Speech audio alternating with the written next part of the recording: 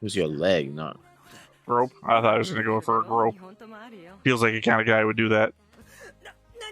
Yep, never mind. Got it. Yeah, he did. Hey everybody, welcome back to another Stoneface Reactions. I'm Theta, this is Lessons, and we are back with another episode of Mobile Suit Gundam, the 8th MS Team. On episode 5, can I pull it from my memory? It was literally just maybe 10 minutes ago. The failed order to stand down? Something like that? The broken order to stand down. That was close. Anyway. We have a board, as of course we always do, where I have done some work to literally get everybody we've ever seen the face of on, for at least this show. Well, of course, with every board comes a board changelog, but this one is like one of the worst ones I've ever done, considering the amount of work that I did on the board versus the number of changelog notes that I've got here, which is literally, I added Kiki and the gorillas, and then I added the 2 Zeon soldiers, which is actually, I added 5 Zeon soldiers, so it's not even accurate, my notes. I was up at 2 a.m. Yeah, none of the gorillas have names, but they're not given any, so how can we know?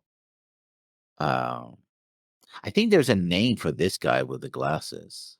No, he's not the same. Sorry, never mind. I thought he was Masato. He's not. Never mind. They both wear glasses. They're not the same character. You know, as somebody wearing glasses, you'd think you'd be cognizant of not everybody wearing glasses has the same name. True enough. Also, the fact that Masato died when the helicopter got blown up. So,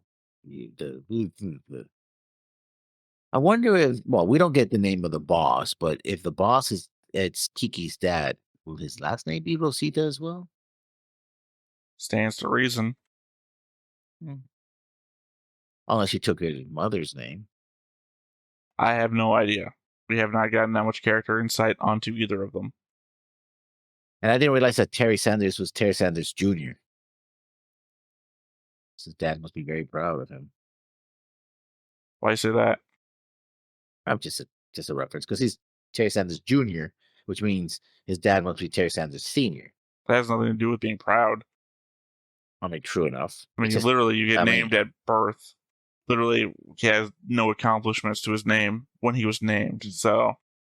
Yeah, true. But I would say that he's proud of him now as a soldier of the EDF. Maybe why? Not, how would you even know that? Maybe his father's a pacifist who hates his son for killing people. Maybe he's got the Amuro parent syndrome. That would be an interesting story. Would it be? It wasn't interesting when Amuro went through it. Well, it's mom, because mom was being a dick. That's what it was. I'm just saying that we have no insight to this character's like home life, parental situation, or anything. You are grasping at straws based on the fact that you saw JR at the end of his name. It doesn't mean anything. Literally, well, you know what? I'm speculating. I think he would be proud. It's just a fan theory of mine. Yes, he's very fan theory. Yes, based on nothing though. Based on just his name. You know, I don't think his name. I think his dad would fucking hate him. That's why he named him Terry. I think his dad hates the name Terry. True. It's like a boy named Sue. That's the situation we're here. His dad probably hates the name Terry, so he named his son Terry. And just to spit in the eye, he named him Junior, so he'd always remember he had a dad somewhere. All right, well, that was the board.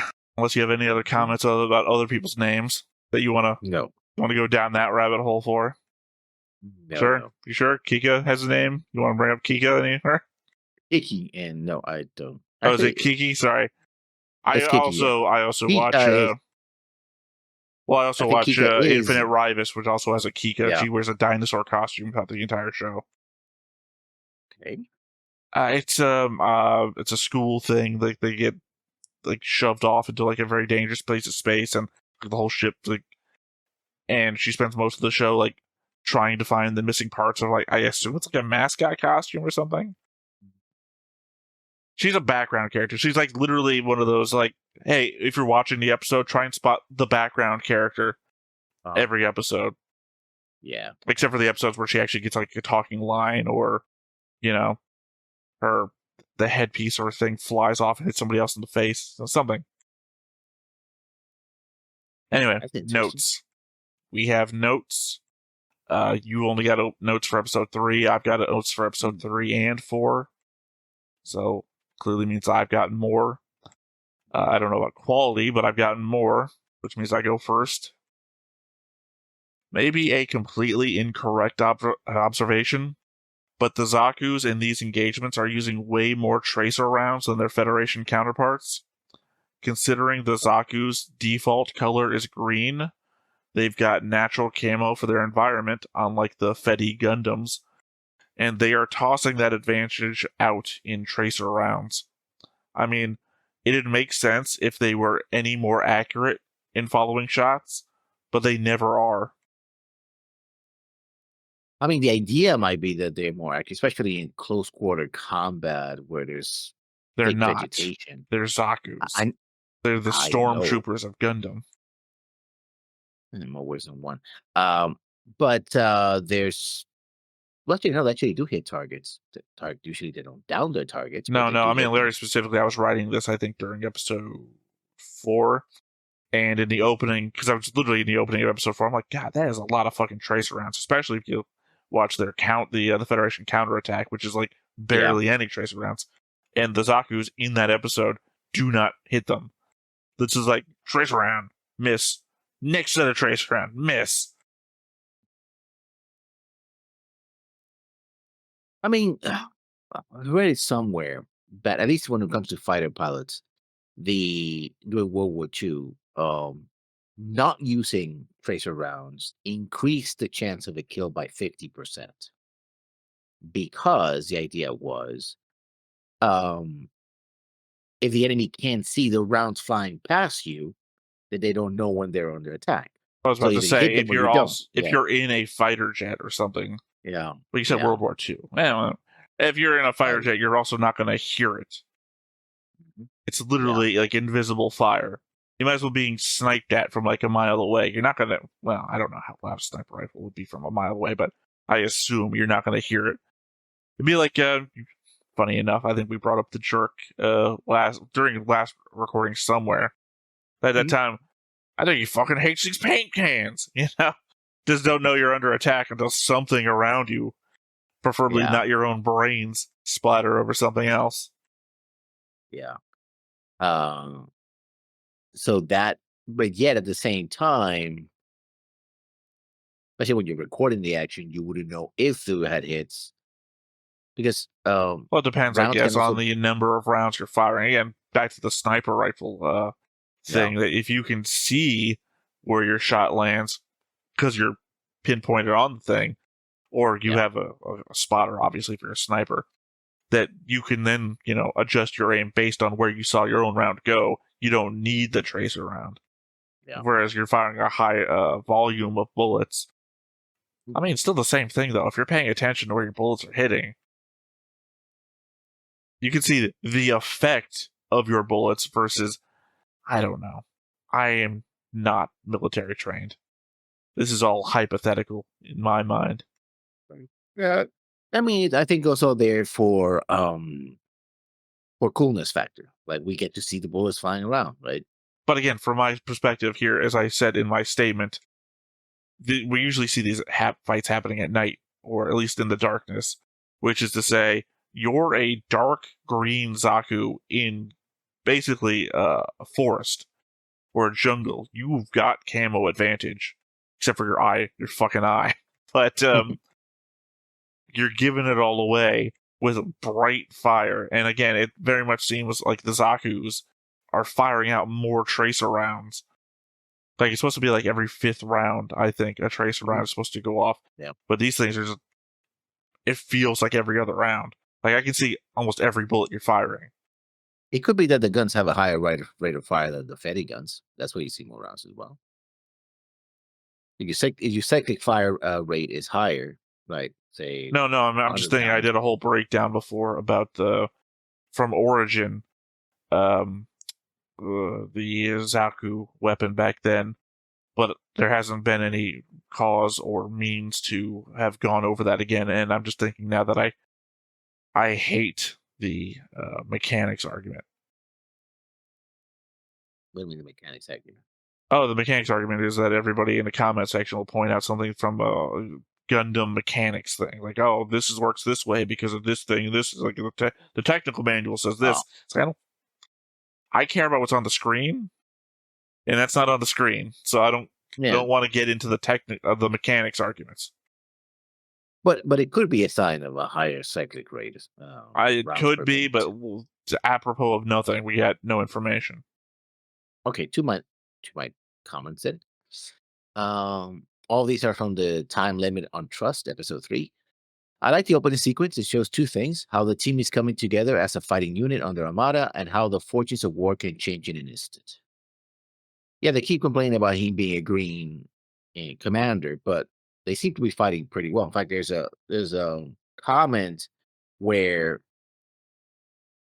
they down one Zaku, and then another one comes in into melee against Karen Zaku, and Armada or Shiro fires at the Zaku, even though they're it goes together. And Karen's like, "Well, I never had somebody give me fire support that close before." I was like, "Yeah, shows how good I am, right?" And they keep on going, but then they get bracketed by the artillery, and they have to retreat. So I like that sort of back and forth. Like, oh, one moment we seem to be winning, next we get attacked, next we have to pull back, right? That's pretty good setup for an opening sequence, right? Doesn't get boring, or it's not the same thing of, oh, we see the machines and one blows up and then another blows one on the other side and the other one. It's more evocative of combat than just having like giant robots shooting at each other, one blowing up on one side and another one blowing up on the side, and then another one blowing on the other side. As we see, say, space battle, for example. I guess my thing is I don't have any commentary to that. I just agree. Yeah. Well, I mean, because I was thinking when she was saying, I've never had any close fire support like that before. She's more of a complaint, really. You really almost shot me. And he's like, I'm just that good. And it's more of I feel like a commentary towards how big-headed Shiro gets sometimes. But otherwise, like, no other real commentary on that note.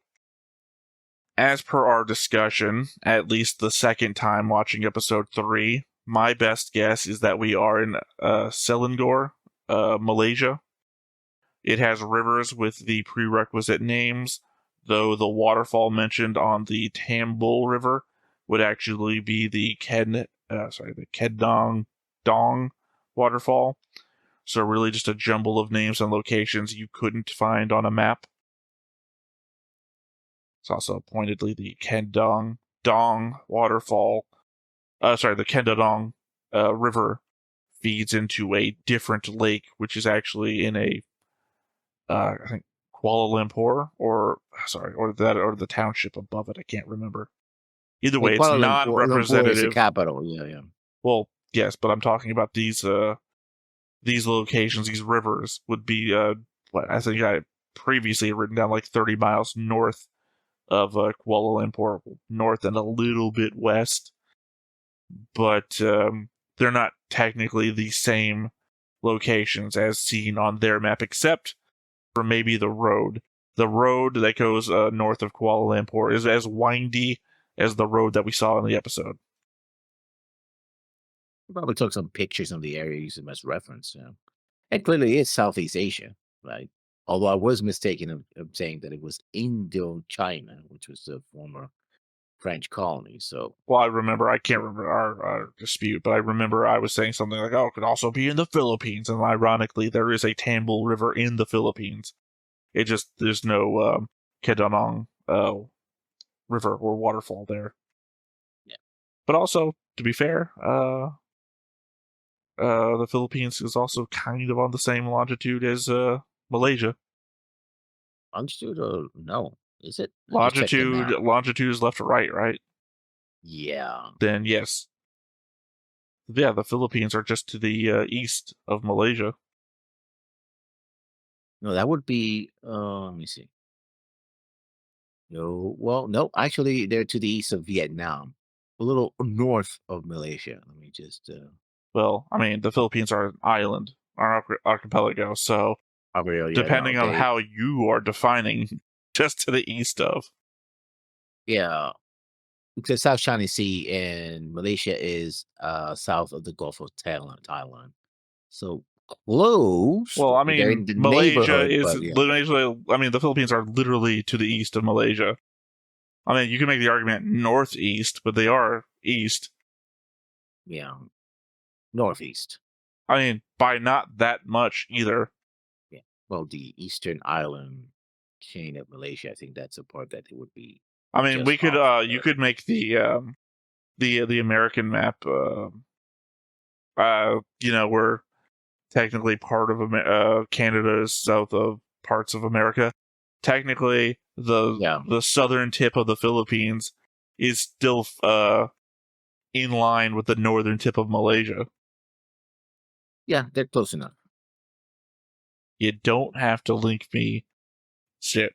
You don't think that in the midst of this argument I am already not on the Google map? How else do you think I'm saying the southern tip of the Philippines is still in line with the northern tip of Malaysia? Is that the island of Mindanao? I think it's Mindanao or Mindanao. Yeah. Well, I mean, technically, we could be looking at the island of Sidenkai. In this case, I was wrong. Well, it very much depends. Like I said, I don't even I'm know if sure any of this is true. uh, uh, our Filipino and Malaysian viewers, we have a lot of Filipino viewers, probably will correct us in some point in the future. If they watch this show, If they do. I hope they do. we have a large Japanese, Filipino viewer base on specific shows. All right. To my next point then. I also like that the Fedis don't automatically assume that the guerrillas are on their side or on the side of CN for that matter. It makes sense that the locals are not happy with their land being used as a battlefield. It also suggests to me at least that this guerrilla movement precedes a 1 year war. The conversation with the boss confirms that the guerrillas are fighting both Sion and the Federation. After all, we know that the Federation as seen in Origin treats those we know how the Federation as seen in Origin treats those who don't toe the line in the space colonies. The same could be said for people on Earth, especially those who don't want to be forcefully relocated to space. I mean, not much back and forth there. We already know this from context in the episode. Literally, they get warned about the gorillas, so we know that they don't treat them as friendlies. The next point, then. So episode 3 of 8th MS Team coincides with the events of Doan's Island. The redacted show version, at least, wouldn't know if the movie version takes place along the similar timeline. No, I think the movie one is later because it's right before, or literally is right before Operation Odessa. That's the whole thing about the movie that they was like, Well, I don't think the launch whole thing Operation about the Odessa. movie is that Noah looks older. So Yeah. even if you argued that it's not the same timeline, dude looks older. I'm making the point that it takes place on the TV show timeline. But again, the episode's redacted, so don't know it matters. Amada's plan is a good one, but opening your copy to the first person that pops up, not so much. I.e., him going through the river, trying to hit them in the back of the pits of movement. Great plan. Just because somebody says goes like this into your camera view in the middle of hostile territory, nope, it's not a good idea to open up. He literally gets her gun out. It's like, oh, I'm going to prepare just in case they try to open it. I mean, And then he it's not opens part up. of the plan, though. Yeah, no. Like I said, the plan is good. Opening yourself up to some rando that pops in your camera view is not. Well, I'm gonna skip like 3 down my list because I basically have a note that's essentially in line with yours. I have to wonder how easy all of this would have been had Shiro not been captured. Conceivably, he just would have walked into position on time and everything would have gone to plan. The hour his team had to hold on for, nearly nothing of consequence happened to them. So without that hour wait, nothing would have been any different. I mean, the chances are that they could have been destroyed or driven away. They Were didn't. almost driven No, away. no, no. You said the chances are we saw the entire hour. They didn't. I'm saying if he didn't get captured, how easy was this? Literally, after he gets away, right, with Kiki, Kiki, yeah. all he does is walk down the river and then walk up the mountain. Literally, imagine if the gorillas hadn't shown up. The entire episode would have been, okay, you guys wait for me. Done. Like, how shit was the Xeon resistance? Like, well, the commander actually pulls out. I think the Xeon would have tried to either relocate and keep fighting because the gorillas are here too. Like, oh shit, we got it. Okay, we're done. We lost. They don't even mention the gorillas as a thing when they're fighting. Like, oh yeah, once it's the commander. Before he gets into the side, watch it when he goes transfers to the Saku, he goes like, "Oh shit, there's gorilla here too." Like, okay, we're done. We're done here. They're done because they're losing. That's why they mentioned the gorillas don't enter into is they're not like, oh fuck, the gorillas are here too. We're done. It's like we lost all of our Zakus. I'm the last one operating. We're done. No, but he literally says the gorillas are here too. We're done. That's what he says. Disagree. Well, the video's there. Yeah, I know, and we would both just watch it 3 times in a row, except for me who watched the 4th one 3 times in a row as well. I'm just saying I don't agree with that estimate. I don't think the gorillas entered into the Xeon retreat. I think it's more an element, again, that the 8th MS team just kicked their asses so hard. Literally had one guy who was blocking an entire corridor who got killed by a rocket. Like, dude did not hold his job. And then all of the other Zakus got taken out. Literally, they had nothing left. The gorillas took down, one Zaku? The 8th MS team took out the rest. So, and also they took out the gun emplacements and all of the Xeon fortifications. Literally, 8th MS team did fucking everything. And going back towards the point of my note, which was, how fucking easy was this? The only thing that deflated it at all was Shiro getting captured by the gorillas. And it's like, if that hadn't happened, they just would have walked over this place. It would have been the most boring episode. My next point. Notice an interface on the Gundam's hand. My guess is that it serves to tell the MS the condition of the gun, specifically how much ammo is left, or in the case of the missile launcher, it feeds it guidance data. When Karen is reaching out to get the reloads, we see the underneath, like, it looks like a cartridge port on the end. And I think that's an interface that goes into when she grabs a gun and interfaces with it, which is pretty cool. I don't recall what you're seeing, but I can imagine it, and it makes sense. So, obviously, it's something you'd want to be literally a interface between you and your weapon. So you, like when we watch Char in Origin, and he knows how many reloads he has left on his rocket launcher. The entirety of the gorilla ambush was just commentary about how they wished they'd seen Kika naked and how Shiro was a lucky bastard for having gotten to. While kicking his ass. No, Joaquin's in space. No. While they're kicking his ass. Joaquin's his ass. Which is kind of dumb. Not the kicking of his ass. The reason why they were doing it was like, oh, yeah, you shouldn't. We didn't get to see her naked, so we're going to kick you and punch you. Like, okay. Sure, I guess. And then she has to shoot the gun like 5 times to get stopped, too. It's just another thing. A single shot should have done it, or not at all. It's like, don't do that anymore. Like, oh, sorry, boss. Like, but no. So I wasn't actually laughing at the gun thing. I'm just imagining that your mother's watching an action movie of some sort. I can hear it. It sounds like it was ramping up there for a second. Yeah. She likes her soaps. Or is it soap? It doesn't sound like a soap opera. It sounds like somebody was yelling or well, maybe, like a fast moving car or something. Now, of course, the spunky girl on this show is named Kiki. Which, by the way, the girl in 079 was Kika, not Kiki, right? So close, but no cigar. That's a debate, not a debate. That's a discussion we already had. Yeah. Yeah, it was Kika for 2Ks. Next point then.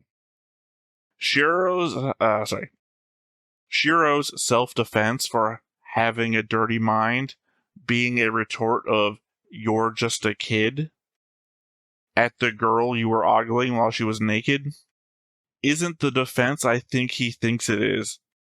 I mean, even Kika throws that back at him with a response of "you're nice to look at." Dude's gonna wind up on a list. Yeah. In a war zone in Southeast Asia. Yeah. Let's just leave it at that, shall we?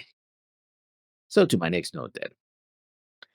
Uh they say when Kiki says, "Well, what path are you going to take?" and he says, and I respond because that's what it is. The river is a path.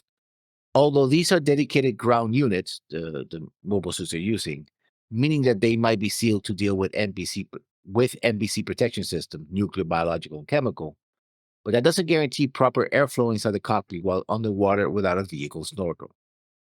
So I guess they either have a limited air supply inside the Saku I mean, or the Saku, well, both they're the Saku designed and for the MS. space. I mean, well, they're not No, designed these for space, but I mean, they're space capable. true, but you usually use a spacesuit in that situation. So again, No, I that's a whole mean, situation. again, we saw them underwater. They're airtight. So, Yeah, but if you don't have a recycling system, because that's the thing we're talking about the air well, no, we're conditioning not as well. talking about like a submarine. It doesn't need a recycling system. It needs It does a if you specific amount of air tank capability. It goes back to what we were talking about in episode 3, where I said she probably has a number of like air tanks that could probably be connected to her spacesuit. I'm assuming that they have enough oxygen flow to at least keep them around like a number of operational time. It's not like a submarine where it's going to be constantly shut all the time. It doesn't even have AC. We fucking know that already. well, that's even makes it worse because you would need AC to circulate the air. So Oh no, you and he need just he's AC not to wearing a cool it suit. down. That's what AC is for. Air circulation Yeah, is probably a different matter. Again, it's yeah, but it's probably one of this thing. like I think You it. solve two problems. You solve two problems with the same situation. Right? Oh, I mean, these are Keep the early air. models. Yeah, it just seems weird to me that they could do that, and it's not a dedicated, underwater unit like Sion likes to have, right? So, and it's not the brief story. You're like when Amuro was doing, Amuro would fight and then go up in the air again and come back again. And here it's like, no, we're gonna walk under the water for how many minutes? I know, and I know point of going like, oh I yeah, mean, to well, be fair, the air, size of the cockpit, he's not gonna like yeah, with two. choke himself out in CO2 poisoning in No, 10 that's not. No, minutes. it's pretty small. It has two people in it. Yeah, but I mean, they're not like hyperventilating the entire time that they're in there. If they're breathing normal, they're probably got Yeah, plenty of time. I don't think so. Not if it completely sealed. Okay, here's the thing. I've got no medical degree. You want to show me yours real quick, and then we can just judge based on which one of ours experience is probably easier?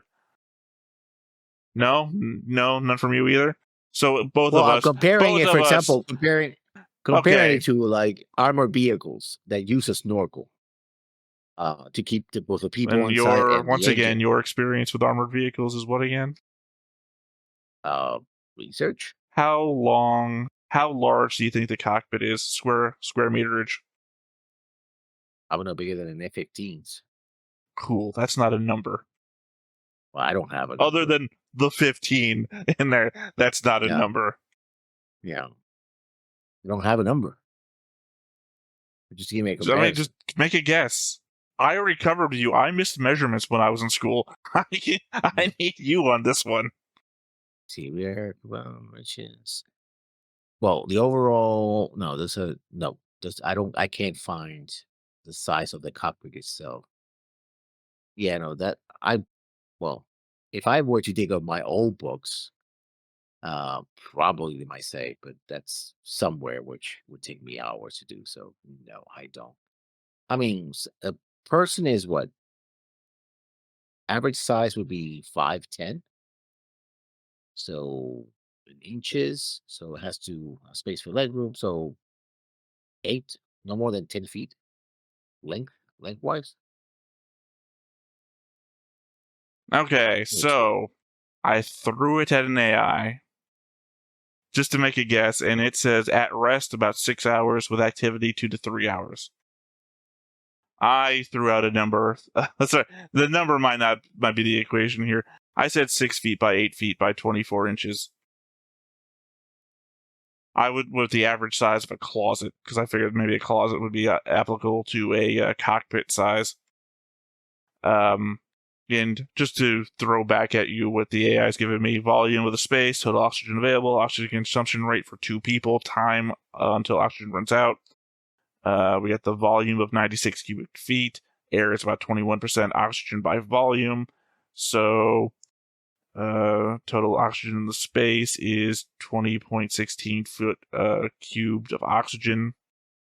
Usable oxygen is 0.04 feet cubed for 2 people. An average person consumes about 0.007 foot cube of oxygen per minute at rest. For 2 people, obviously, it's just that multiplied. So the math of time equals usable oxygen divided by consumption rate equals out to 360 minutes, 6 hours. This is with no physical activity. If people are active, oxygen consumption can double or triple, reducing survival time to 2 to 3 hours. So as I said, I was guessing like 10 minutes, and you were like, no, that's too long. And then the math apparently is closer to many times that. I was lowballing it, apparently. To your next point, then. I guess Elidor just has listening devices in all directions. The first time we see him doing his job, he's using ground sonar, and that seems like his job. But the fact he's reporting helicopters must imply he has a whole suite of instruments. I mean, depending on the helicopter, you can actually feel the vibrations from a distance. We had this whole argument already about the element of that the graph that we get shown, his indication that Zaku's are coming, it's just like 2 fucking lines. And the indication is, well, one of those Zaku's was battle damaged. How the fuck does that have the same line as a normal Zaku? It doesn't have the same gait. It doesn't have the same speed. It doesn't have the same weight. Hell, I think they covered this just recently, did the edit. Zaku 1, Zaku 2, Zaku 3, they have different layouts. Commander Zaku has a little bit extra weight, given its headpiece motif. Like, every little thing would change every little thing. God forbid you have a custom, by the way. Your custom would throw him out of whack. Literally, the dude would have to memorize, again, the gait of every single mobile suit in existence, and then every custom mobile suit. Do you even have a guess? I mean, I think you don't have to necessarily guess. I think it would be computer assisted, like it. 2 lines again. 2 fucking lines. Yeah, but that doesn't tell you whether it's computer assisted or not. I'm just saying he's figuring this out by 2 lines. I guess what would the line mean? The likelihood it's a Zaku? Like, also, again, you're reading this also not for just like ground-based mobile armors or tanks, but also helicopters. He's reading the downward push of a helicopter against the ground. My point was the element that he has to have other instrumentational systems to detect things at range. He's not just listening in on the ground sonar, even though it's always the headset with him. He's got to have other shit going on. And it just, weirdly, the vehicle that we put him in is only showing ground sonar. I made this note, but this note turned out to be wrong. The commander didn't appreciate the comment about Aina. And yes, I think he's commander, but he is the Aina's bodyguard and not the general that I thought he was. So I don't know what comment you're talking about. We talked about it in the last episode that we watched. That I said, oh, hey, I thought he was in the helicopter. Like, no, that's not the guy in the helicopter. The guy in the helicopter is the bodyguard to Aina. I know who you're talking about. I don't know what the comment you're referring to is. Because the pilot says something about, Miss Aina has grown to a lovely young woman, and he gotta give some look like. No, you're getting it backwards again. Yuri says that the admiral. Yuri's an admiral, by the way. No. We're talking about when they're in the helicopter. The pilot Oh, you're says talking something about, about sorry, I iron. can't remember his name. Clamp, the Yeah, Clamp lookalike. yeah. And he's like, oh, I heard that she's run to a lovely young woman, and he gives him a look like, never say that in my presence ever again. He's like, oh, I'm sorry, I didn't mean to, you know. He's like, yeah, he clamps down pretty quickly. Ironic. You know, that was my final note. All right, well, I guess to the rest of mine then. I suppose episode 3 is a pretty good look at the difference in views between the Federation soldier and the anti-Zeon civilian. Elidor smugly saying that they should be thanking them for liberating the village when the guerrillas were on the ground fighting to liberate their own village as well, and of course feel entitled to the spoils of said battle. It feels like a comparison of the fighters and the people they are meant to be fighting for that we haven't seen since some of the earlier Mobile Suit Gundam episodes. And like I said in my early notes, maybe these guerrillas are precede the war and they were fighting against the Federation, and now they're being caught between the sea and the Federation. It's like, oh, my enemy is my friend until my enemy's dead, basically. I mean, we don't have any evidence that that's the case, though. Yeah. The Well, preceding no, preceding the war and fighting the Federation, I meant. Well, fighting the Federation, yes, not preceding the war, but fighting because Shiro says you are enemies of both the Federation and Zeon. I'm combining both of those elements together. I'm saying that we don't have any evidence that they were fighting the Federation preceding the war. True. We know they're fighting the Federation now, as per my agreement to your note back when we were covering that note. I'm talking about the element of time. Yeah, but why would they start fighting the Federation? Because the Federation's fighting fighting Zeon in their backyard, or essentially in their house. If there was a ground war in America right now, and the soldiers are literally invoking, I can't remember which of the what's the one where the soldiers can board in your house? Posse Comitatus. Well, no, I just meant which the fifth. Well, that's different. That's a 6 part of this. It's been forever. I want to say fifth. That's right. I'm wrong. Fifth is the other one. It's a quartering of soldiers in your home. Yeah, I'm just saying that if they were doing that and then they were like kicking you out of your house or whatever, like you would feel a certain way about what was going on, right? And essentially that's what's going on here, is that you have an invading force that you fucking hate, but you also have the guys who are supposed to be fighting for you who don't fucking care about you and are essentially abusing the relationship that they have with you. Well, no, because the commander, Kojima, says, oh, they're guerrillas in the jungle. Stay away from them. So the standing orders are, do not engage with the guerrillas. Again, that doesn't imply any past relationship that they may have had that have caused Kojima to have said this. It's not like there's guerrillas in the forest, we've had bad relationships with them in the past, or there's guerrillas in the forest, we fucked them over and now they hate us. Like, the element that Elidor, as I pointed out in my note, is specifically the point of view I feel like for the Federation soldier towards these civilians. Which is to say, they should be thankful that we're here versus, oh, thank God we've got help out here, or thank God these are the people we're meant to be saving. No, Elidor is like, these people should be groveling at our feet for what we did. So that's what I'm saying, the perspective difference. So, I don't know if this show actually explores why the guerrillas are fighting the Federation, other than apparently they plenty of episodes to go. Yeah. It's only 12, right? Plenty of episodes to go. More than half. So technically, somewhere in the last couple of weeks before episode 4 is where Amuro deserts and encounters McQueeve and Cassilia, instigating them to speed up R&D on mobile suits and mobile armors. So that episode 4 is where we see the mobile armor getting tested. Is quite a fortuitous timing, as this base must have gotten that order along with every other R&D base. The facet that they are hidden would be the only reason I would think that they might not get the increase in resources that was talked about. True. But that base seems to be, as I said, well appointed, with balconies on the side of the mountains, like conveniently, so that a young woman wearing a antebellum dress can just lounge there and get something. Well, ironically, you and me had the debate, I think probably in episode 2 or episode 3. About the lights, yeah. Yeah, where I argued that it's stupid, because literally they're illuminating the mountain wall that they're built their base into. and then they're highly visible, and you argued against that. No, they're still hidden. It's like, oh, what are you talking about? That'd be like as hidden as if I turned my porch light on at night, and then built 16 other porch lights around it. Apsalis was a town of Alumpamia in ancient Macedonia. That's the only source for the name. Other than I guess they could have just made it up wholesale and it just happened to overlap.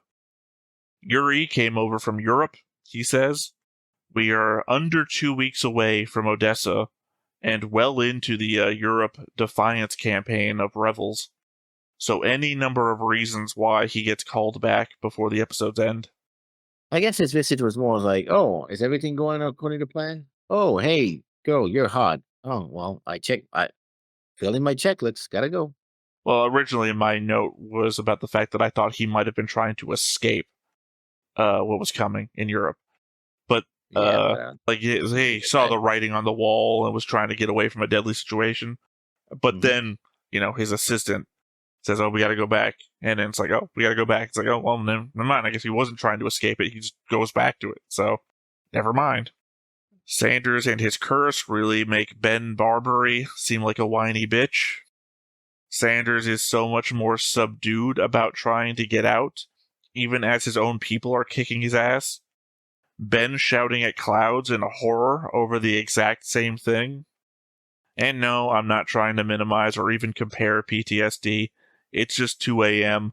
when I'm writing this and I feel like shit and I'm making shitty commentary. Oh, okay. Fair enough. Or, in this case, unfair enough, but sure. Well, I mean, to this point, though, it's just that we got two characters who are literally going through the same thing. Ben Barbary's whole crews have been destroyed before this. Yeah. And then Sanders is going through the same thing. And they don't act the same way. But again, I had the self-realization halfway through writing the comment after I wrote down that he's a whiny bitch that PTSD is a thing. So... And people react differently to same or similar circumstances as well. I mean, Barbie's still fighting until the very end, so it's not like he quits. Just complaining about it. No, I mean, technically he was trying to get out of it. Same as Sanders.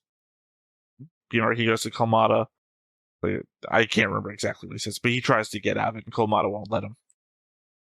I was just trying to think for half a second there about which one came out later. I would assume that Igloo, Gravity Front, came out the last of those. 2000.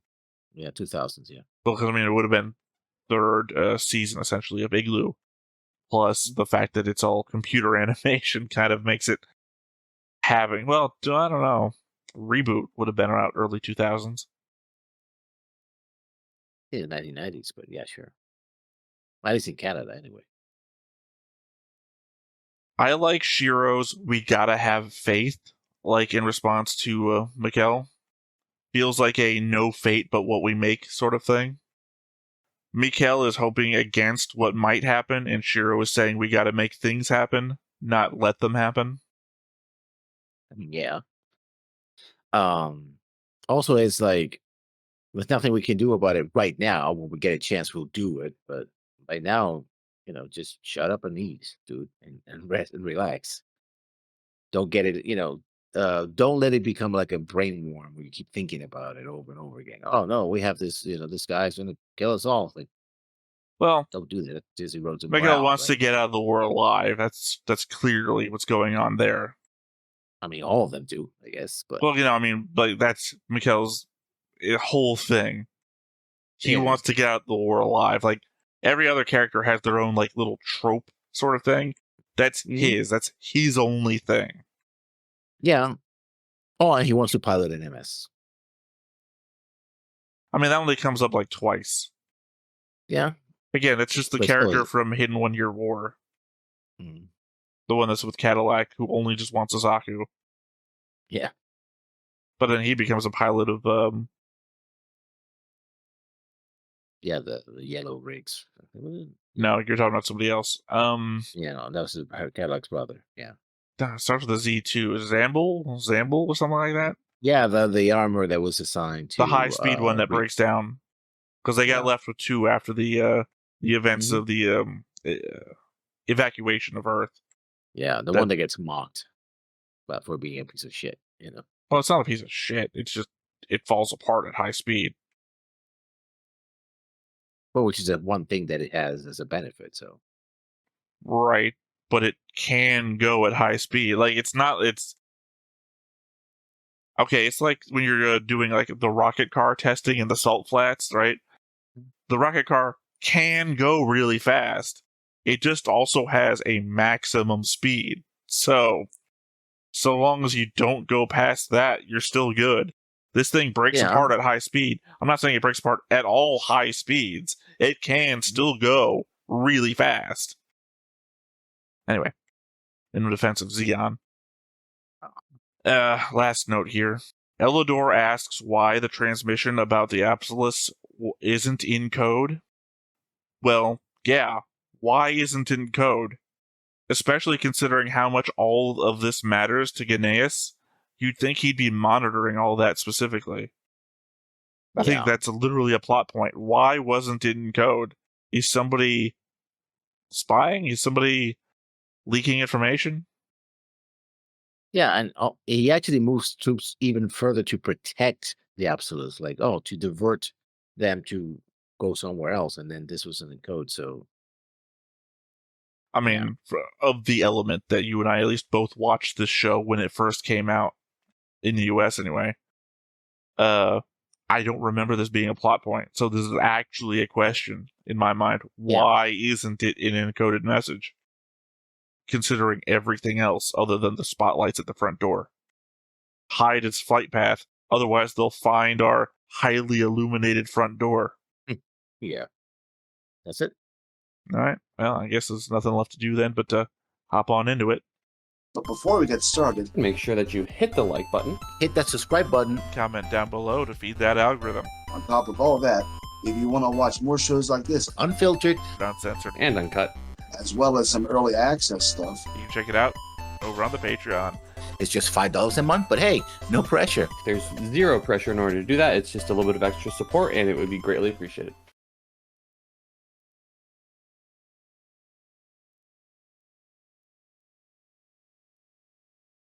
Really, what's the point of handguns? What do you mean? It's a backup weapon. I guess. Hey, really, you just don't expect combat as well. Oh yeah, but you just don't expect the Gundam pilot to open up the cockpit.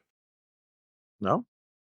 Also, as a status symbol, instead of having a sword, you have officers with pistols, right? It's a kind of a sign of their authority. Officers had swords and pistols, though. Yeah, but not in the combat scenario. Yeah, in the South Pacific, Japanese officers had both swords and pistols. And they're not very useful. And this is not the South Pacific Japanese. We're talking about future. But it is the South Pacific. The Southeast Asia. South not would be South Pacific.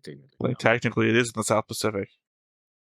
No, it's a Gulf of Thailand and... I mean, the South China Sea is not itself an extension of the Pacific Ocean? Yeah, that's like calling the Caribbean an extension of the Atlantic. Is it not? No, it's its own thing. Also, in the... Sorry. It's east of the Gulf of Mexico. Because it is the Gulf of Mexico, by the way. Yeah. So fucking stupid. Yeah.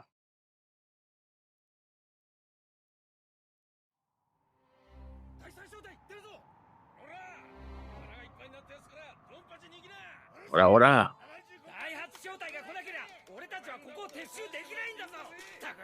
For the guy typing with no screen, I guess, or a tiny little screen. Well, it probably has a little readout on it. Yeah.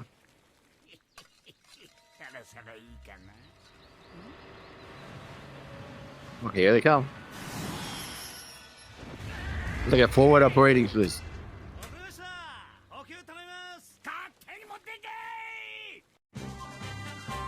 The old man, who probably he remembered the reserves and got called back. It's like, yeah, we need everybody. Let's call this old man out.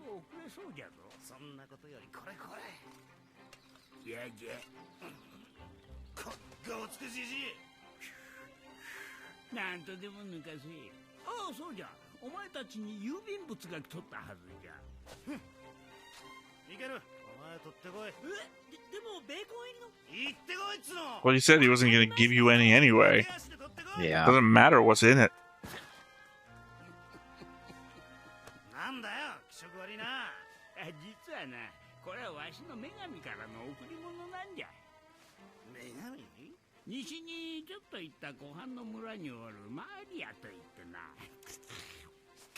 Oh, he's getting it on.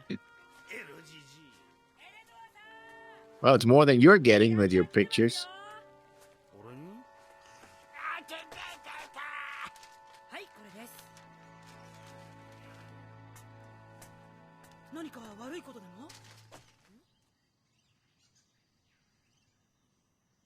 Oh, he got the serious face. Well, I mean, it's also a certified letter. Yeah.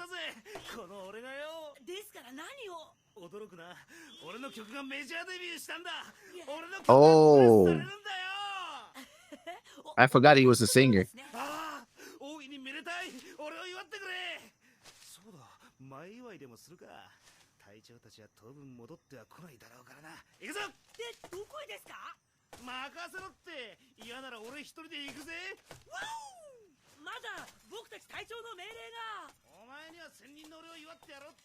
Also, I have the rest of this box of mail. Yeah.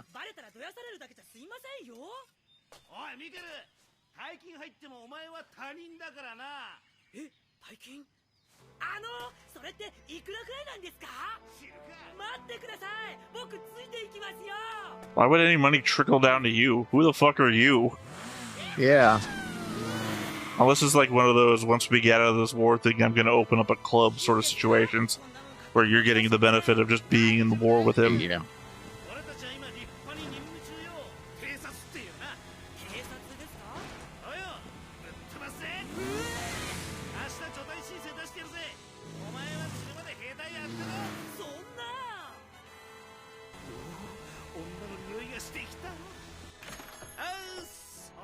I mean, if you can smell it from that far away, probably not the ladies you want.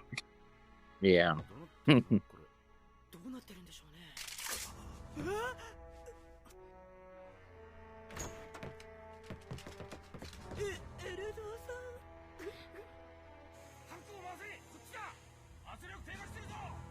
I guess they took revenge on the village.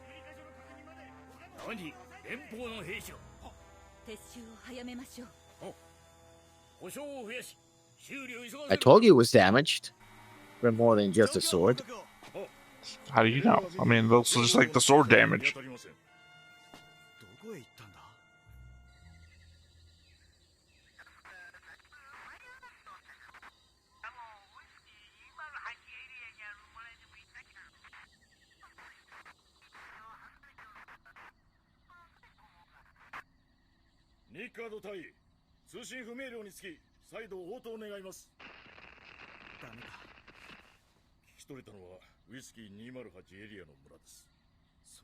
I'll talk to the old man. Old man knows all about it.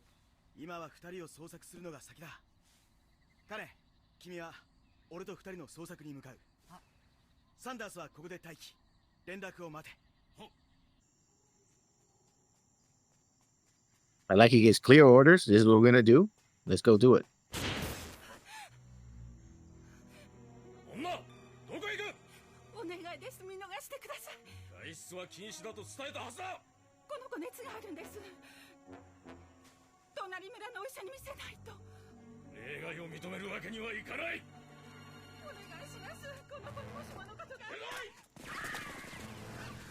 Well,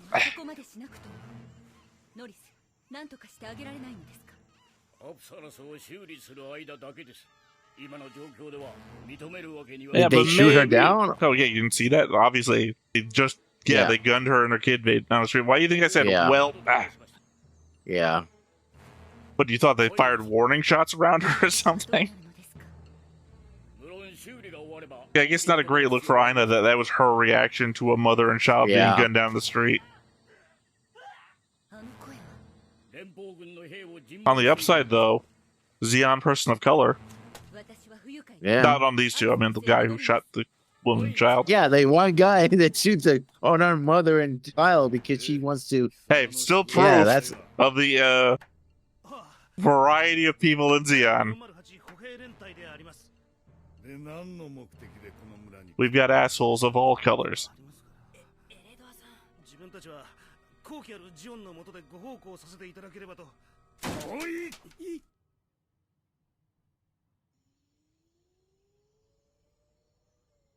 He got roughed up. Did he get shot?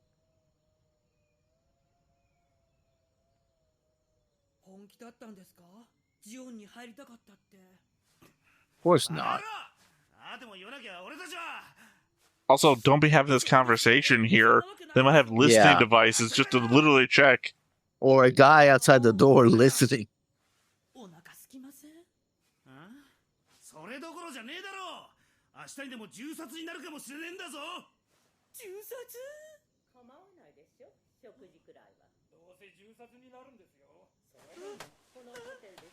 Yeah, like a guy outside the door.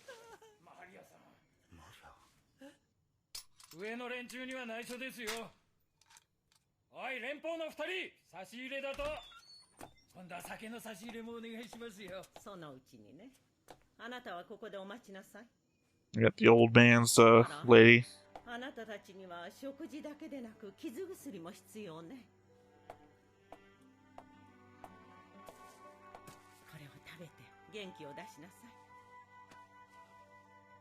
Don't worry, we also watched the Mobile Suit Gundam, the original series, with guns hidden in baskets, or I guess in bread, maybe.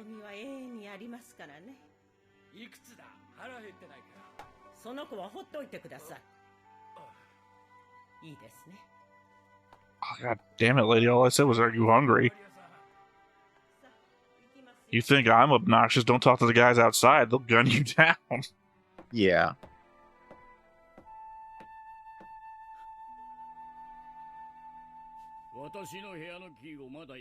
Oh, I thought that was Norris for some reason. I guess a lot of people just have this hairstyle. I think it is Norris. Oh, from whatever position we were, it looked like a much larger guy. Yeah. With a more round face. So the way he just keeps looking back at her. That's Kiki, right? Legit, I wasn't thinking it was, but who else could it be, right? Yeah, the right side's covering herself up. Well, covering herself up, not Kiki then. Oh, she's not in a pool or a bath or anything, so, you know.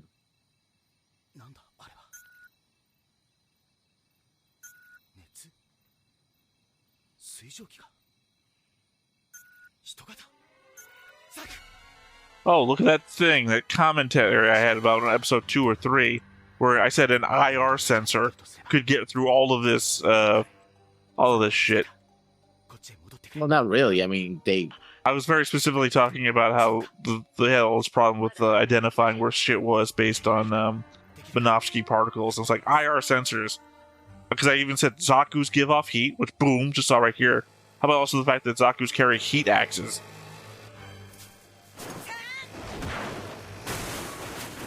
No, my delivery service.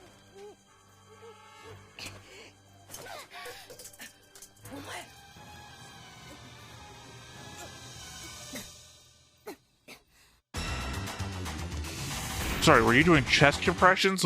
What the hell is that? I mean, she dumped the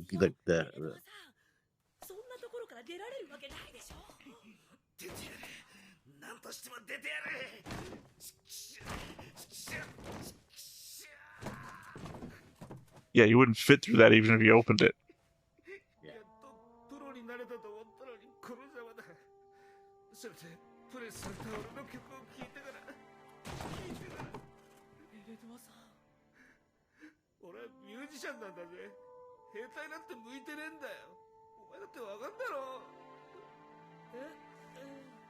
What do you think? Is he from Earth or is he from a side?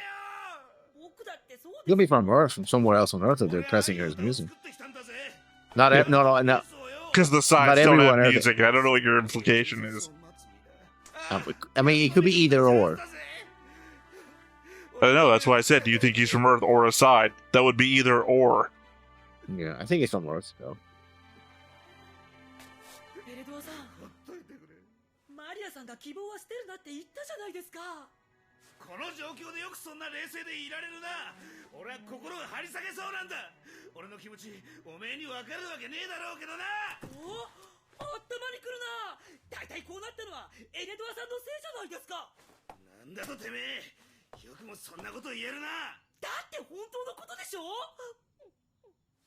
Suppose nobody cracked open the barrels yet.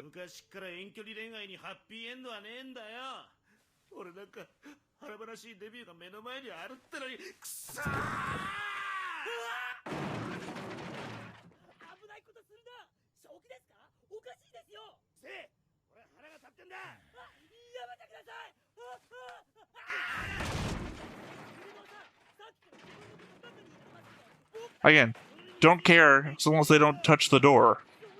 Yeah.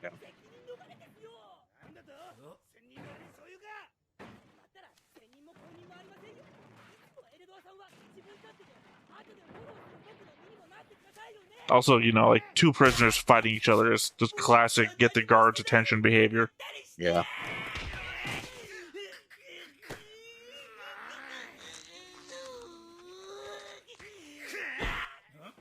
Also, I don't feel like he has any orders that these people need to be taken alive. Especially if you think they're going to get executed tomorrow.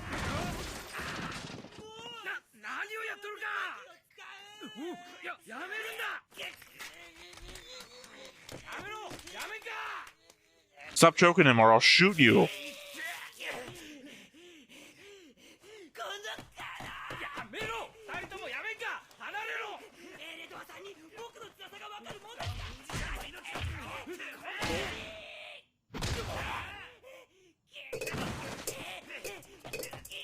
So they escape. Thank God the helmets are so useful. Well, they're not protect the face, I guess. You say as though that would be a stupid idea. No. I'm just saying, the helmet's only useful for melee combat, or I guess the errant bullet. More for fragmentations from above. Like grenades and mortars and stuff like that. Yeah, that's what I have a helmet for. The errant grenade. That's why actually that's what helmets are Except for. for the element of it doesn't cover your face. So don't look at explosions. Idiots look at explosions. Or dead people look at explosions.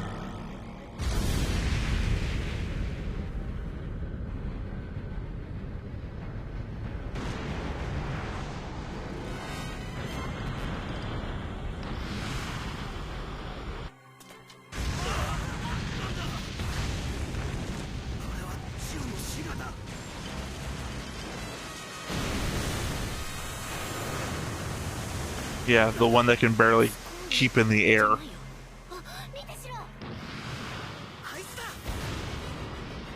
Oh, now he can.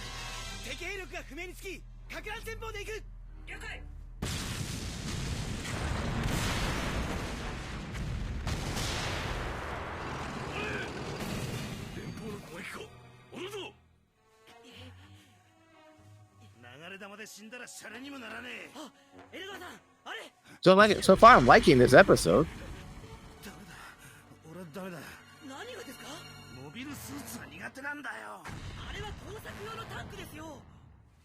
Yeah, Char could do this.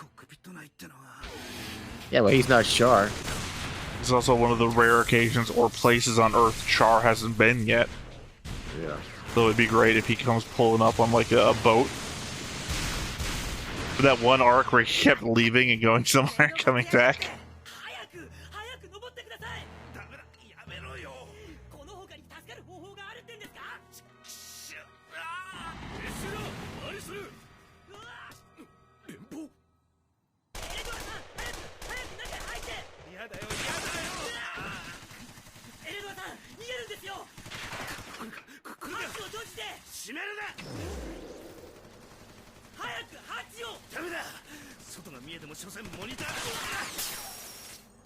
Well, there goes the monitor.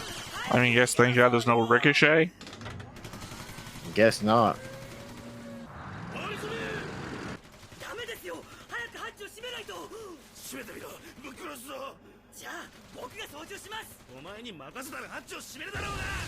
Fair enough.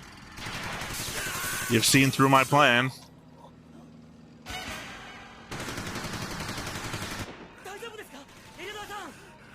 No, he's making him pale on the foot. Close the goddamn hatch.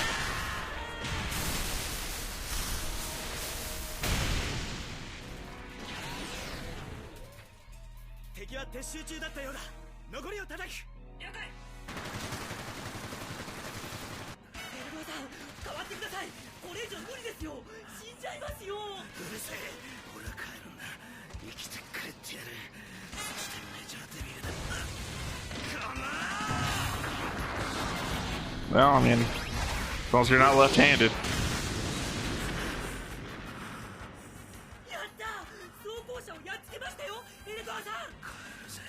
Okay, armored car, not a tank. No. And he passed out from blood loss. Once the adrenaline kick.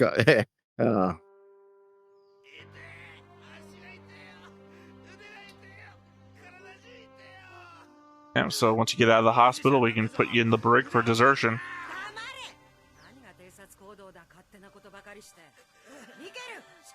Nah, probably not. Probably sure wouldn't report him. Yeah. We don't have any.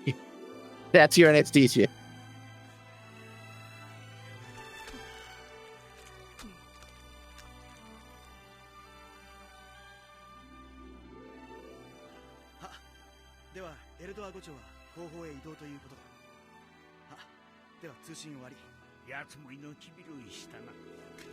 Yeah, should have been shot to pieces.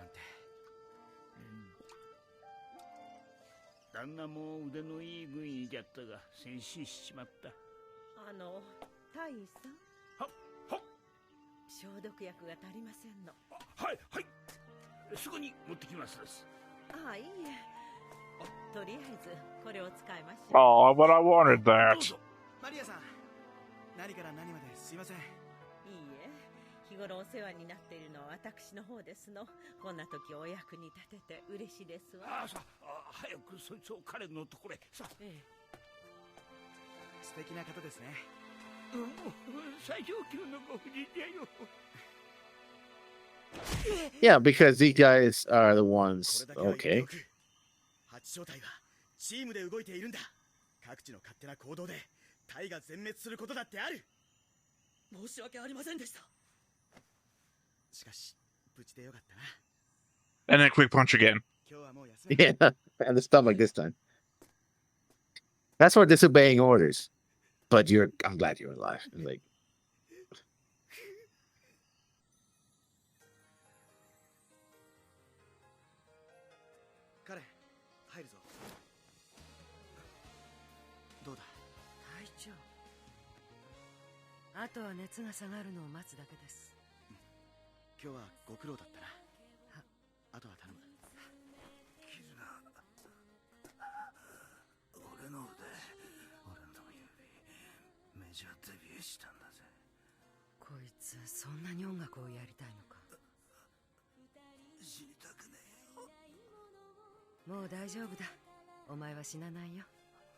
who's your leg, not rope? I thought I was gonna go for a rope.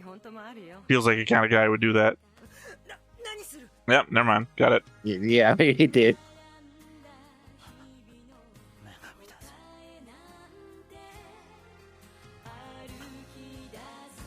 Okay, and she didn't punch him in the face again, which is what she should have done.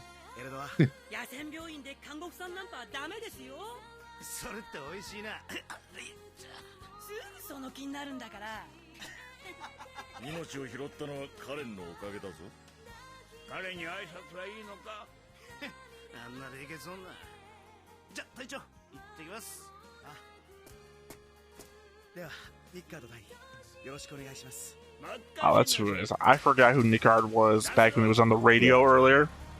Yeah. It's like, who the fuck is Nickard?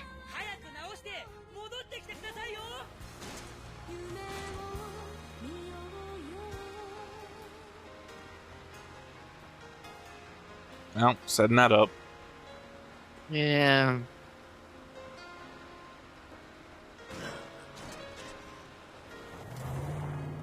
Yeah, it's gonna be a bumpy ride back, dude. This is a jungle road.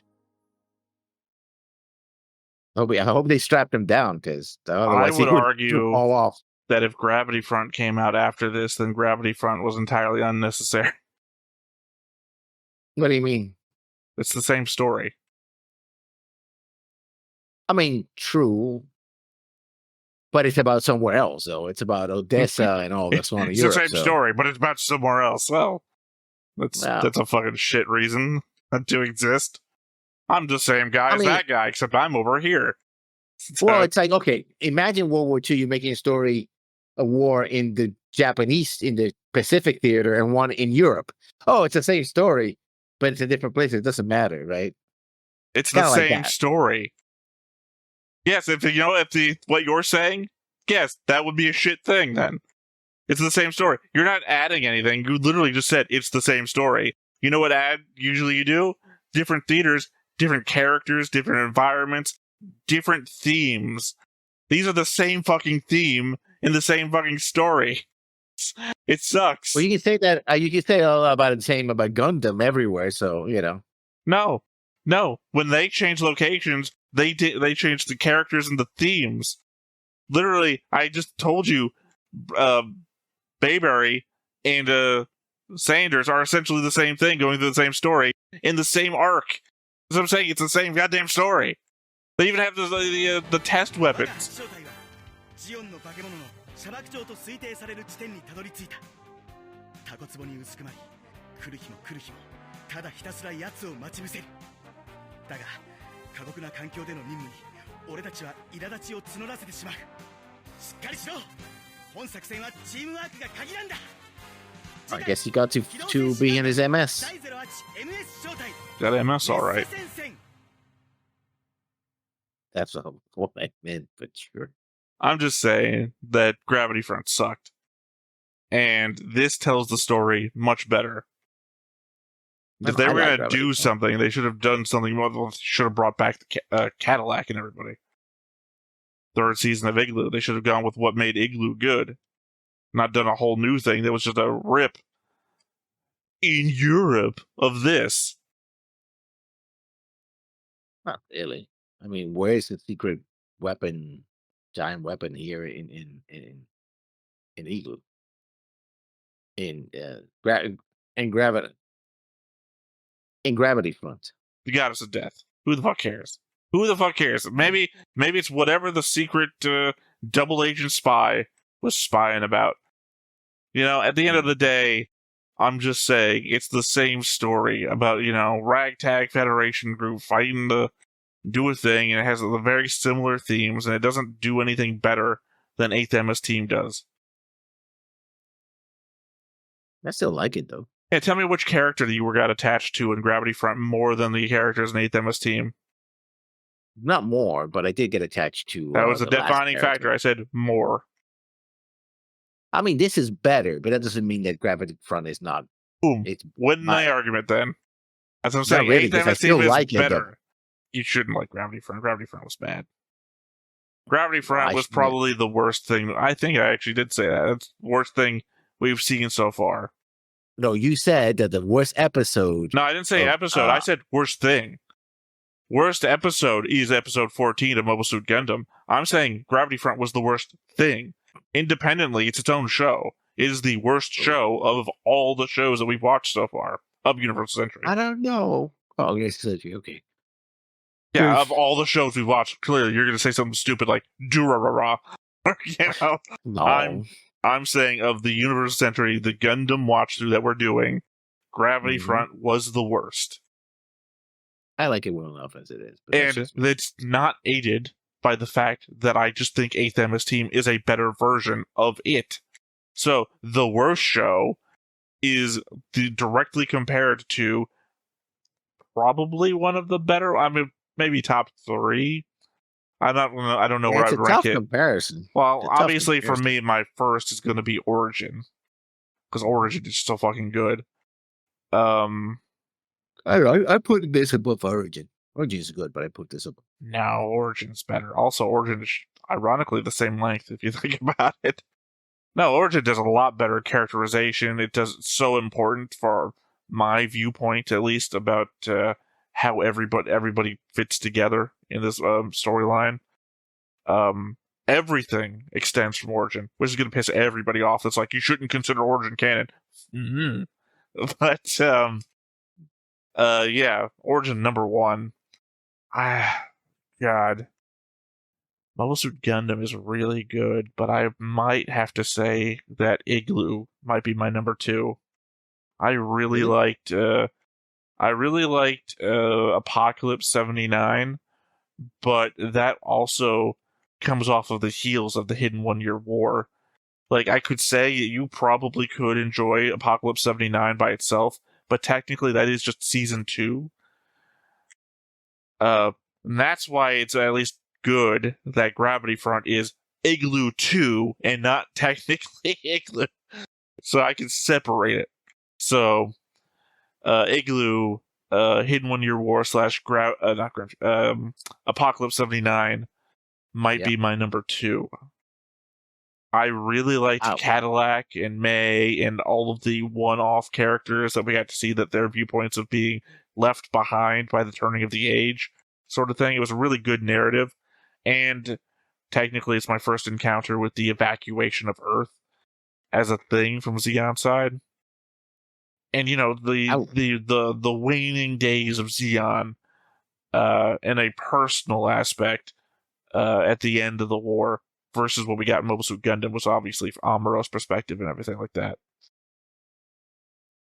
Right now I put this, then 79, then Origins. Then the first 2 parts of Igloo, and finally what's the name? Gravity Front. I still like Gravity Front. So you agree that Gravity Front is at least still so far the worst thing? Yeah, it's not necessarily bad for me. It's just that there's things that are better. I mean, as I just said, it's still last on your list, which you agree then it is the worst thing. If I were to cut a long list of desserts, and my first dessert would be a triple fudge German style cake, triple layer, and then a sneaker bar at the end, I would still eat the sneaker bar. I feel like we had this conversation before already. Like, I can't remember what my example before was, like different ratings of like diamonds, like, or whatever. Carrots, right? Not carrots, but carrots. Like ranking. That's all still diamonds, right? So, but yeah, I mean, still the worst. You're still agreeing it's the worst. Even if your measurement is it's all gold or dessert, it's all desserts. Actually, I think it's still I the do worst. like the Battle of Odessa, so I would put the last episode of Gravity Front in front of everything else in Igloo. I like that episode the most. Why? It was barely even the Battle of Odessa. It was just like 3, whatever the Zeon equivalent of Big Tray is, and a couple of gun tanks. I liked it. It was almost as much Odessa as we got from Mobile Suit Gundam. I would argue if you like the Battle of Odessa, you should rank Doan's Island higher. Yeah, but I'm putting that part 79. So it's not, though. It's its own thing. Yeah. No, it's in the same timeline. It's not. We literally already discussed this previously. It's not in the same timeline because it happens later than it does in Mobile Suit Gundam. Yeah, but that episode got chucked out, so this is the and then the movie got made a lot later, making it its own thing. Technically, you should probably attach it to Origin if you were going to attach it to anything, because it's made by the same guy and same writer. Also, same style, and technically doesn't fit in with its own thing from Mobile Suit Gundam. So, all of those arguments that people have made before. Yeah. I still put the last episode of Gravity Front much higher than. Speaking of which, I'd probably say, again, Origin. What did I say before? Origin, Igloo, this, probably Doan's Island, and then Mobile Suit Gundam, and then Gravity Front down the bottom. And then again, my argument for Mobile Suit Gundam being my number 5 is except not with desserts, like diamonds. I go with the diamonds thing. In that Mobile Suit Gundam's not bad, like really enjoyed a lot of it. Like A Wish of War Orphans and everything. Really good episodes. Icelina Loves Remains. Really good episodes. I'm always going to remember. Unfortunately, as a completed series, it also has Time Be Still, which really drags it down. Also, I don't know, maybe there is an element of time that's working against it. It's really hard to go from Origin to Mobile Suit Gundam. Those are our rankings so far.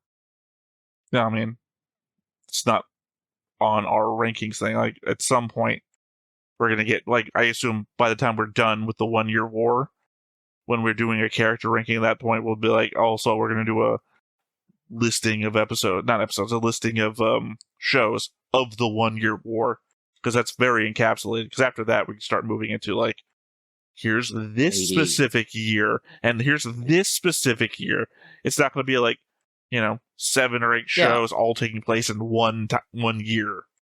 Yeah, the 0080 is the next one after that. I already have a whole listing of what shows we watch in what order. Don't need to worry about it. I also remember that it might not actually be the next thing. There are special stuff that I have listed, like Encore and things like that, which are single episodes that take place in specific shows, but outside of the shows themselves.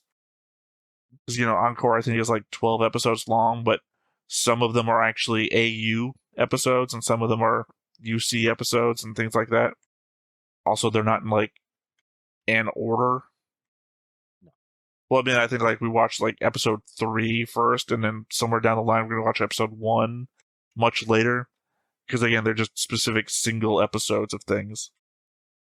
I think it's called Encore. I can't remember. I have a whole notepad literally called Mobile Suit Mondays, just to remember. Well, obviously, it's weird because Seed is the only show that we put out on Mondays right now.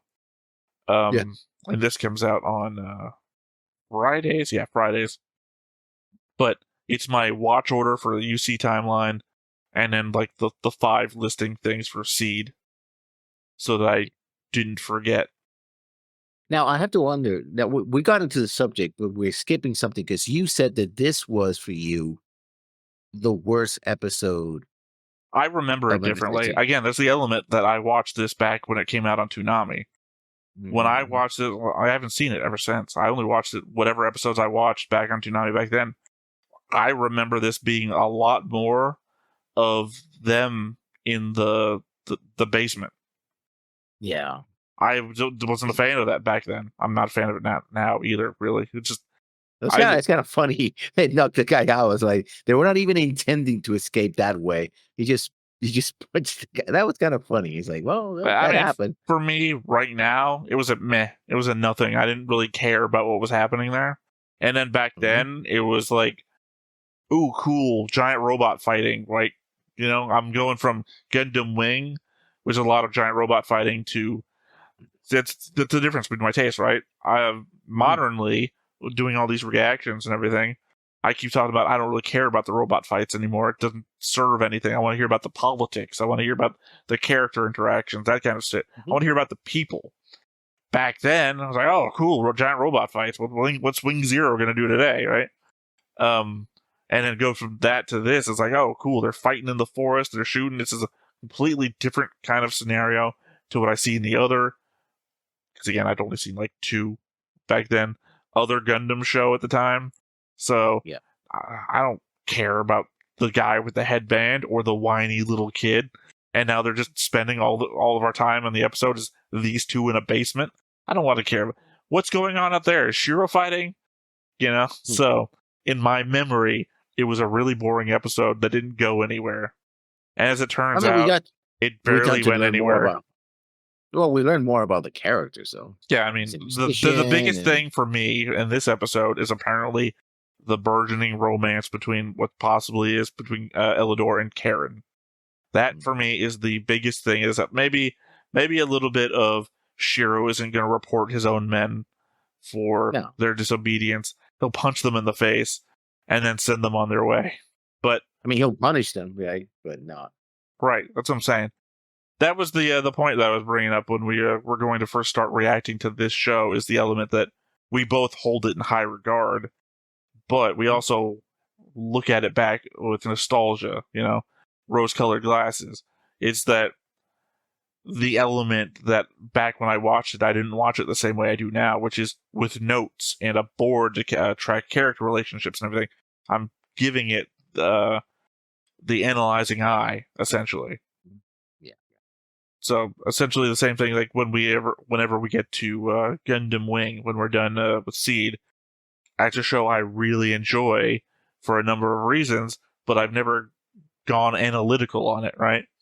I've made fun of it. I've gone flippant, but I've never like, because I'm coming at it with the notes and a board, so I never really done that before. I guess other than the fact that I guess that was in a period where I was heavy into the romance between Zex and,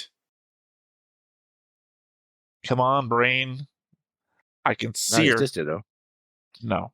Oh, because that's his sister. No, it's the military commander that got second in the class from him. Yeah. That also chases him around all the time, and then appears with him in Endless Waltz later on. God, I can see her. I mean, there's the I say famous for a lot of things. I don't mean, obviously might not be famous, clearly, if you also never watched Wing or any Gundam. When they're in the club, like one of the early episodes, he's standing talking on the phone to his superiors, and she's tapping his hilt with her hilt, just while she's taking a drink at the bar. It's just like, it's very encapsulating of their relationship, especially early on. Yeah. So many characters I just can't remember. Lady Noin is in my head, and that's not the right character. They have a relationship together, too. I mean, specifically slaps her in her control room, if I recall. And then she goes to slap her again, and she like grabs her by the wrist and like talks her down. God, I can't wait to watch that show again. I love birthdays. But yeah. It's the greatest clip of all Gundam. Like, I don't care what happens ever in any other show. No clip is gonna beat the "I'm gonna kill you" birthday invitation. Mm-hmm. Also, the OST of Gundam Wing is just so fucking amazing. Yeah, communication is a great song. Just everything. Like, well, the OP for this series is also pretty good. It's pretty catchy as well. I mean, it's harmed by the bucket of cigarette butts, but yeah. Well, again, I was a smoker, so that doesn't. It's kind of disgusting, but not in the kind of way. But I understand that that's how you react. Yeah, it would ruin it. I remember going down the road with like an aunt and uncle sitting in the middle, and them have the windows rolled up and just the whole thing being filled with smoke. But also cigarette ash is just on me. And for some reason as a kid, I wore a lot of shorts. So I can see that being a horrible experience. Yeah. I don't know. Maybe that's the reason why, but I just don't know. It's No, I understand. I'm not saying, it's perfectly valid. And yeah, it would ruin your experience a little bit. At least not ruin it, but marn it. Right? Like, it could have been better without it. Definitely. Yeah. Like I said, I just don't want to look at it. That's my whole thing. No. Yeah. But, I mean, final thoughts? Like the episode? Oh, I feel like, I guess, like when I was talking about Original 79, where like, I remember all these episodes, the one we got to, Time Be Still, were all bangers. It was like, we're still in the same winning streak so far. I don't know. I guess I'm separated by time. Be Still. That I just, well, no, it's just separated by time. Like, there is a almost instant level of nostalgia once you start moving on to other shows that you remember the show you just came from. Yeah. Like, literally, I just heard somebody talking about Doctor Who that way just a little while ago. Once the new Doctor comes in, you miss the last Doctor, but in the end, when that Doctor then goes, you miss that Doctor too. So, the same way that we talked a lot during like SDF Macross about how much filler there was in the show. But now when I think back to it, I don't remember any of the filler. I just remember the total experience, which is to say, the filler just washes away, right? Because, well, you're looking with like you disagree. But for me, No. I remember all I remember now is the stuff that sticks. The filler washes away. So if I was going to go back and rewatch, obviously the filler would still be there. But in my memory, all I remember is the stuff I cared about, which means that I'm only left with the impactful things that I liked. So that's what the Mobile Suit Gundam is for me. When you said it was all bangers except for that one thing, I can't remember anything that wasn't a banger because, like the example of SDF Macross, the bad stuff just washes away. I have to hold on to the memory of Time Be Still to remember how bad it is. But for me, that's just like like a warning. No, what I was saying was that ironically, when we watch again, I found stuff that didn't bother me in the first place kind of bothered me more when I second watch, like, like the first third arc. Well, the second arc, because the first arc is a short arc when they're leaving Earth. And that sort of, fight of the week, enemy of the week thing that was happening while they were going back to Earth. I remember it originally more fondly, but then this time around, it kind of felt like filler. But then other episodes, and specifically the relationship between Minmay and Hikaru and Misa. I remember Hikaru being more heroic, wasn't? Minmay, I kind of detested a little bit more Minmay, but then now, like, being older, it's like, yeah, you have a young girl trapped in these circumstances, being pulled, to and fro, trying to survive not only a war, but the loss of a lot of humanity. But her all growing up in these situations, I felt more sympathy for her. And Misa's Misa. Misa's always being, number one girl of the series. So yeah. I don't know. I don't have that much sympathy for Minmay that you apparently do. But then again, I don't have a rewatch of it going on. I have the first impressions, which is to say that she's flighty and makes a lot of wrong decisions because she just follows what other people tell her. Which except for obviously the one character. She's trying to find herself, and at the end she does. I think what really saved it a lot was that final speech between the three of them, right? When they come to terms with I thought you were going to say the speech between her and Kaifun. Not so much. Because she still goes. I know we don't like Kaifun, but I think that speech or the conversation between her and Kaifun is important. Yeah, that's what I'm saying. It's important, yeah.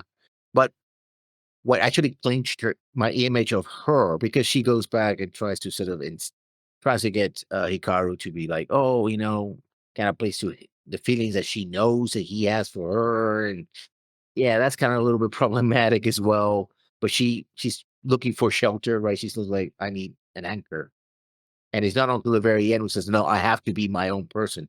I have to discover what this meant to me. When I go back to singing, it has to be because I want to sing, because I want to, please the media, or I want, to make money, or just be famous or whatever, or, I have to.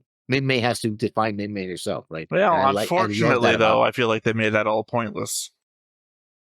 Did they?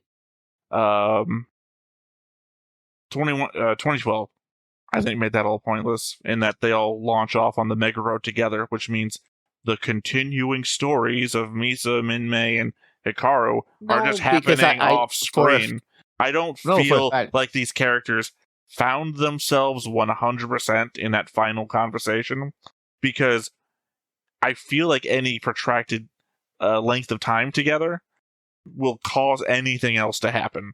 Like, that wasn't them 100% turning their destinies into granite, right? They haven't found themselves completely. They are characters that are always in flux. So the fact that they all launched on the Mega Road together means that the continuing stories of Minmay, Hikaru, and Misa are just happening off screen now.